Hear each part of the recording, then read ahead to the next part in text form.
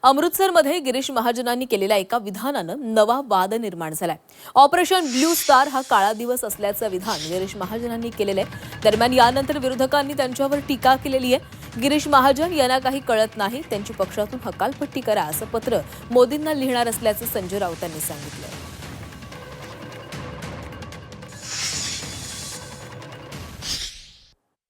आज का दिन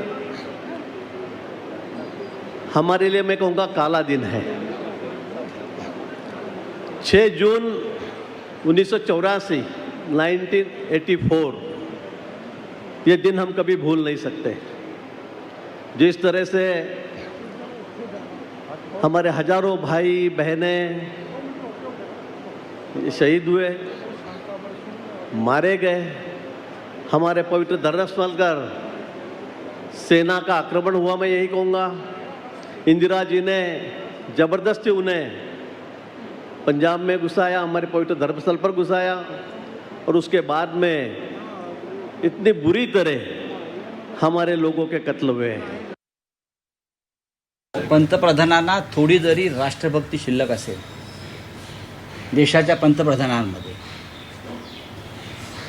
आणि राज्याच्या मुख्यमंत्र्यांमध्ये थोडी जरी राष्ट्रभक्ती शिल्लक असेल, तर गिरीश महाजन या माणसाला त्यांनी लाथ मारून मंत्रिपदावरून हाकलून द्यायला पाहिजे आणि भाजपमधून हाकलून द्यायला पाहिजे। दहशतवादाविरुद्ध सगळ्यात मोठी लढाई केली आणि दहशतवादाचा बिमोड केला आणि पंजाब देशामध्ये ठेवलं, त्याला तुम्ही काळा दिवस मानत असाल, ते तुमच्यासारखे गद्दार आणि देशद्रोही तुम्हीच। मी या संदर्भात प्रधानमंत्र्यांना पत्र लिहून मागणी करणार आहे। गिरीश महाजन हा जो उपटसुंब आहे, भारतीय जनता पक्षातला इकडला भ्रष्ट माणूस आहे, त्याला काही कळत नाही।